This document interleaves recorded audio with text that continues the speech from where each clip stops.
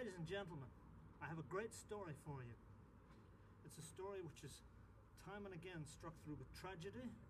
It's a story of a lifelong struggle against injustice and ultimately of triumph. It's the story of Dr. Eliza Bell. She was the first woman to graduate in medicine in Ulster and practice as a doctor here. She should be very famous, but her story, I believe, has been neglected. Once upon a time I found this library book, The History of the Royal Victoria Hospital, in a public library. I was very excited. This will have the tale of Dr. Bell. I looked up the index, which said she was on pages 46, and that was all. I thought they'll have a whole page on Dr. Bell. Page 46 says the following. The Hospital Board of Management agreed to admit women students in 1889. And in that year, the first three, Elizabeth and Margaret Bell from Newry, County Down, and Harriet Neal from Belfast, entered the medical facility. Faculty. That's all. There are no other mentions in this book. Did these women graduate? Did they become doctors? Did they practice? This author tells so many stories, but not the story of Dr. Bell. They thought it wasn't important enough, or they ignored it. It's a remarkable story, and it deserves to be told. In the last decades of the Victorian era, proper healthcare was just a dream for most people. Women were blocked from equality in education, employment, many legal rights, and even basic citizenship. Many campaigned for one thing they saw as the key to ending these inequalities. They wanted to vote in elections to the Parliament at Westminster. The right to vote is called suffrage. The Daily Mail newspaper invented the term suffragette in 1906 to criticize female campaigners. Dr. Bell would become one of these suffragettes and would also become a doctor determined to improve health care for everyone shunned by polite society. Why would she become a campaigner? Dr. Bell was born in Newry on Christmas Eve, 1862. She was one of 6 children. Her father, Joseph, was the clerk of the Newry Poor Law Union. In an excellent biography you can find online, Dr. Bell's grandniece, Dr. Sheila Mary Calvert, suggests that seeing the destitution of the inmates in Newry Workhouse may have inspired Dr. Bell's life as a champion of voting and health care for excluded people. Elizabeth's sister Margaret was born on the 3rd of July 1864. These two sisters completed 1 year's study in the Arts Faculty of Queen's College, Belfast in 1889. The following year, women were admitted to the Faculty of Medicine for the first time ever. Sources say that either 3 or 5 women enrolled. Richard Clarke's book on the history of the Royal Victoria Hospital says 3 women entered the medical faculty. Dr. Calvert writes that the 2 Bell sisters and 3 other women began their studies that year. By now, Elizabeth Bell is around 26 years old. On the 27th of October 1893, Elizabeth graduated from Queen's College, Royal University of Ireland. Dr. Bell's sister, Dr. Margaret Smith Bell, graduated 1 year later in 1894. Happiness and sadness collided in March 1896. Elizabeth's father, Mr. Joseph Bell, died. On the 2nd of March 1896, Elizabeth married Dr. Hugh Fisher in Fitzroy Presbyterian Church, Belfast. He had studied in the Royal University of Ireland and qualified the same year as Dr. Bell, 1893, so they probably met as medical students. He was 8 years younger than she was. Dr. Hugh Fisher was a general practitioner based at 75 Great Victoria Street, Belfast. In the census of 1901, they were living on Great Victoria Street with 2 servants and their 2-year-old son Hugh, often called Hugo. Hugh was born on the 5th of April 1898. On the 9th of October 1901, her sister Dr. Margaret Smith Bell married Dr. Joseph Douglas Boyd in Warren Point Presbyterian Church. He is another general practitioner. He graduated from the Royal University of Ireland in 1895, the year after Margaret, so again, this couple probably met as students. So, the two Bell sisters who had become doctors married other doctors. Tragedy struck 11 days later. Elizabeth's husband, Dr. Hugh Fisher, died of typhoid fever on the 18th of October 1901. He was only 31 years old. They had been married for just 5.5 years. While today we have a working vaccine for typhoid, Belfast saw terrible outbreaks in years like 1898. Being a doctor in the city was dangerous. Dr. Bell's sister Margaret went to Manchester, England to be a general practitioner. In 1906, another tragedy struck the family. Dr. Margaret Bell returned to Ulster to stay with Elizabeth. She had a refractory throat problem and spent time in Portrush hoping for improvement. Cities like Manchester and Belfast at this time were very smoky with terrible air quality. Trips to seaside resorts were beneficial. Sadly, in spite of 2 operations, Dr. Margaret Smith Bell died on the 21st of August 1906, aged 42. She had one very young child. With 2 doctors as his parents, it is no surprise he became one as well. He was Dr. Douglas Priestley Bell Boyd, a distinguished radiologist. I began this story by criticizing a book. Now I must praise it. Professor Richard Clarke's book on 200 years of the Royal Victoria Hospital makes no reference to the career of Dr. Elizabeth Bell. I think it should. One thing he gets right is the name of Dr. Douglas Priestley Bell Boyd. Every source out there misspells his name as Dr. Douglas Priestley Bill Boyd. Bell, of course, is his mother's family name.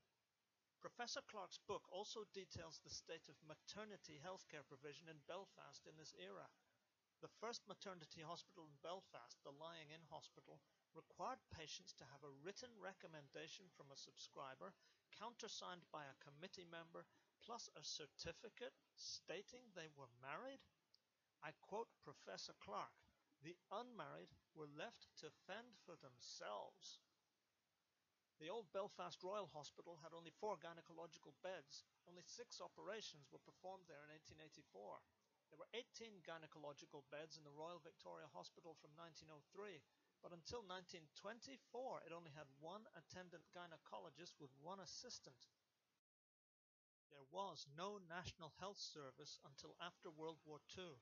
This was Belfast in an age of Victorian values. Medical care was a rare luxury most people could only dream of. Then, Dr. Elizabeth Bell arrived, determined to change everything. Here, she was traveling to Ballymena as an expert guest speaker in their town hall, talking about infant mortality and the value of babies' clubs and guidance for mothers. One of the causes Dr. Bell campaigned for was more hours for women to use the public swimming baths. In the 1920s, they were segregated, and before, and only so many hours were allocated for ladies swimming, and most of the hours were allocated for gentlemen. And she was trying to campaign to change that as part of a broader campaign for women's health and women's rights.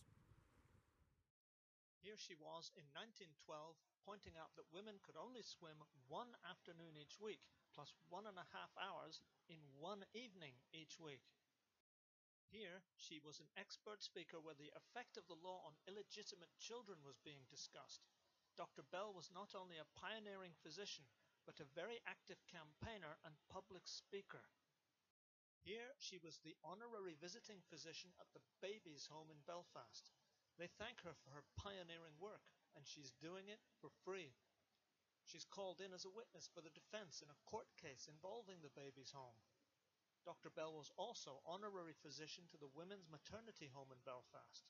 She was also medical officer to the Malone Place Hospital. Often called the Belfast Midnight Mission, it helped homeless and unemployed women, alcoholics, and by Dr. Bell's time, unmarried mothers. In an interview in 1975, her friend and fellow suffragette Margaret Robinson says they went together to work in the slum areas of Belfast.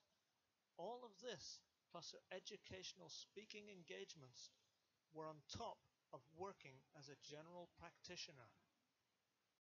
Another cause she fought for would eventually land her in prison. Dr. Bell became a suffragette. Dr. Bell was a leading Ulster suffragette. Here she is one of 4 chosen to travel to a national rally in London. She presided over this Belfast meeting in 1909. It could be a very difficult job running meetings. Very often people would go just to shout down the speakers and cause disruption. In 1913, she was the chair of this meeting in the Ulster Hall, where hecklers were repeatedly causing trouble.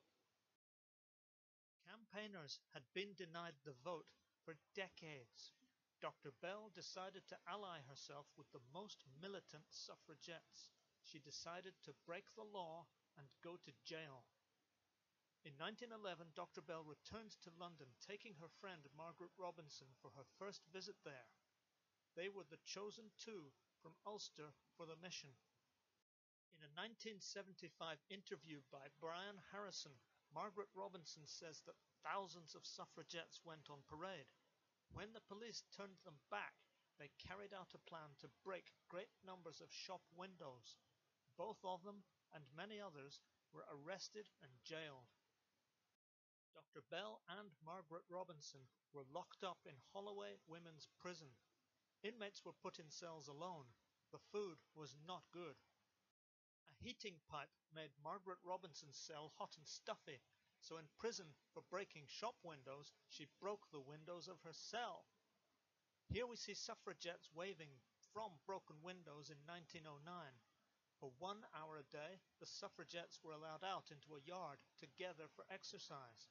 At other times, they would talk by tapping Morse code on the heating pipe.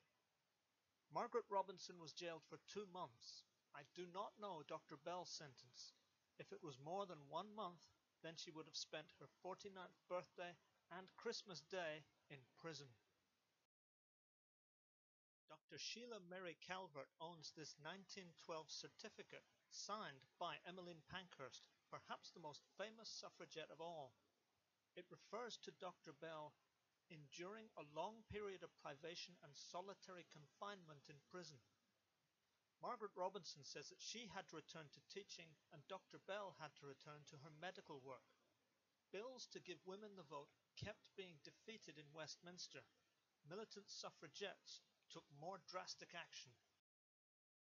They committed many arson attacks across Ulster. This was Orland's house. It stood 2.5 miles from Carrickfergus. It was empty when the suffragettes set it on fire. The tea house at Belfast Zoo was also destroyed by fire. Suffragettes would leave messages claiming responsibility. They only attacked empty buildings and wanted to pressure insurance companies to influence the government. In Ulster in 1914, militant suffragettes were burning sometimes 2 or 3 buildings each month. This was one of the women suspected of these attacks, Dorothy Evans, an English suffragette. Here is a court document. Evans had been caught with explosive substances. She enjoyed going to court and was famous for shouting down the judges. In jail, Dorothy Evans would go on hunger strike and more dangerously refuse to drink. This is a medical report saying she should be released. Dorothy Evans also declared war on Sir Edward Carson, the popular unionist leader. This and attacks on churches made her very unpopular with many people. In spite of this, Dr. Elizabeth Bell chose to help the suffragettes accused of arson. Here is a newspaper report that she was caring for the hunger strikers after their release. Dr. Bell would even go into Crumlin Road Jail to visit these suffragettes. A tour guide there told me the governor back then was said to be terrified of the suffragettes. This is a cell there. They were small, miserable places. The 2 people here are members of Whitehead Suffragette Society, Rachel Newell and Josephine Flynn. The escalating tension here from suffragette activity and the Home Rule crisis was growing. Here is the signature of Dr. Bell's son, Hugh, signing the Ulster Covenant. As with her sister, Margaret's son, With 2 doctors for parents, he'd become a medical student at what was now Queen's University of Belfast.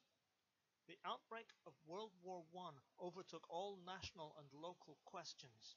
Jailed suffragettes were pardoned. Both Dr. Bell and her son would go to war. In 1915, Hugh Bell Fisher passed his first medical examination and obtained a commission in the Royal Munster Fusiliers. In July 1916, Dr. Bell was in the first group of women to join the Women's Medical Unit of the Royal Army Medical Corps. On the 2nd of August 1916, she left for the Mediterranean island of Malta along with 21 other female doctors. As she sailed away, she must have wondered if she'd ever see her son again. Going to Malta meant a long sea voyage during wartime when any vessel could be a target. How dangerous was Dr. Bell's war service? Various ships took the lady doctors to Malta. One of them was the HS, the hospital ship Gloucester Castle. It was actually attacked and torpedoed on the 31st of March 1917 while Dr. Bell was on Malta. 3 people died in that incident. Another ship which was taking female medics to Malta was the famous Britannic. HS Britannic was a sister ship of the Titanic. While Dr. Bell was on Malta, that hospital ship was sunk. 21st of November 1916, 30 people were killed. Both of these ships were painted white with long green stripes and red crosses. They were clearly hospital ships, and yet one struck a mine, another struck a torpedo. Any sea voyage was dangerous. On Malta, Dr. Bell worked in St. Andrew's Hospital, a converted barracks, for almost a year. Perhaps 100,000 injured men were treated on the island, and for everyone working there, infectious diseases were a hazard. During her stay, Dr. Bell attended the funeral of another female doctor working there, Isabel Addie Tate, a Queen's graduate of 1899. What was life like for a female medical worker in Malta? Marie Martin was a voluntary aid detachment nurse in Malta in 1915. She describes her face swollen like putty from sand flies and mosquito bites. Her arches were fallen from standing so much that she needed supports put in her shoes. She was kept busy scrubbing sheets from patients with dysentery and diarrhea.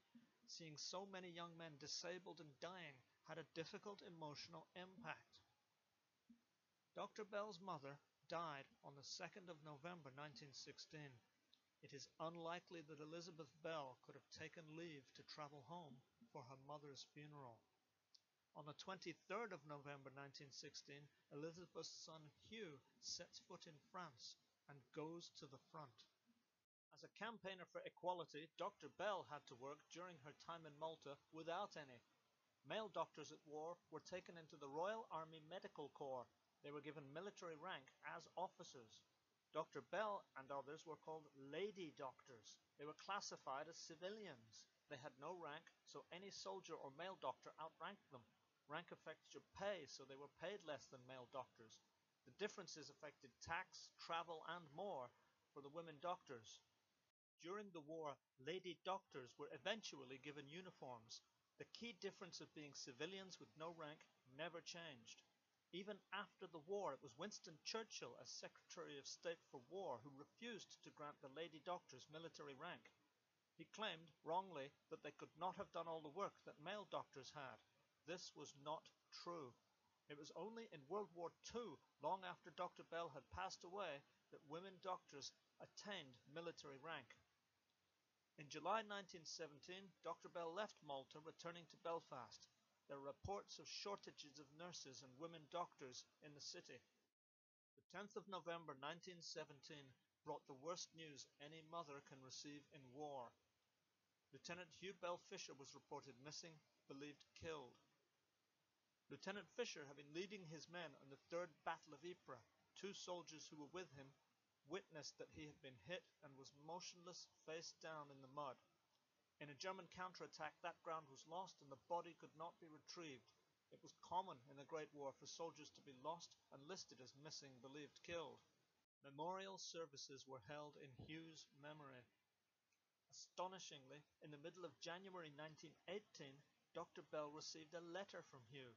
He'd written it on November 19th and 21st, 1917. He didn't die on the 10th of November, as people had assumed. He'd been taken prisoner and was wounded and ill in a German field hospital in Belgium. In March 1918, the Red Cross delivered dreadful news to Dr. Bell. Hugh had actually died on the 23rd of November 1917, just 2 days after writing that letter. It was like she lost her son twice.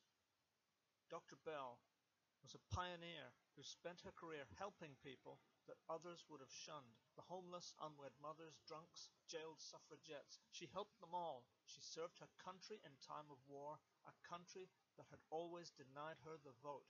She sacrificed her only son for that country. Lieutenant Hugh Bell Fisher is remembered inside Whitehead's Congregational Church. There is a painted roll of honor on the wall where the former medical student's name is listed. He died aged 19. He was still a teenager.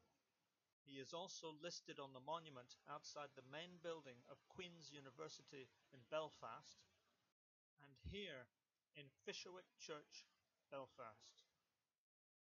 His parents' names are on another plaque there. After all the tragic losses in Dr. Bell's life, her sister, her husband, and her son, came a great victory. In the final year of the war, a new government passed the 1918 Representation of the People Act. Women over the age of 30 who met property conditions could vote. It was not equality, but some women could now vote. Dr. Bell, I'm certain, met the conditions. In fact, plural voting existed then, so she could probably vote more than once. She'd get one vote for the constituency where she lived. She was also a graduate from Queen's. Queen's was a brand new university constituency. Like areas of population, it got elected representatives. Queen's University of Belfast elected one MP to Westminster from 1918 to 1950 and 4 to Stormont between 1921 and 1969. Dr. Bell lived until 1934. She had lots of chances to vote. Westminster elections happened in 1918, 1922, 23, 24, 1929, and 1931. Stormont elections happened in 1921, 25, 29, and 1933. After the Great War, Dr. Bell returned to the fight to improve healthcare on many fronts. She would speak at temperance organization meetings. These encouraged people to stop drinking alcohol and lobbied unsuccessfully to make drinking illegal. Dr. Bell's attitude seems to have been practical, saying that no one needed to drink but that many enjoyed it. She spoke out against the use of medicated wines and alcohol-based tonics.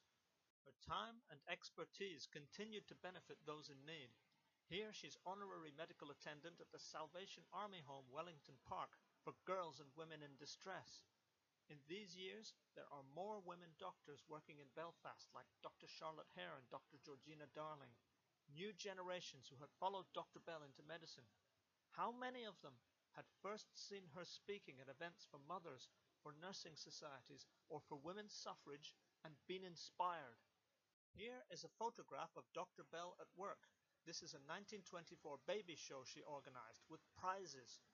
This may sound like some trivial funfair event, but she used the day in the Ulster Hall to deliver good healthcare advice to everyone. She is wearing white and sitting beside the Lady Mayoress. Dr. Bell passed away after a long and painful illness in 1934.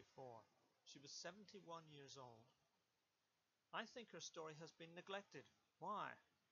The militant suffragettes attacked country houses. Some were owned by members of parliament.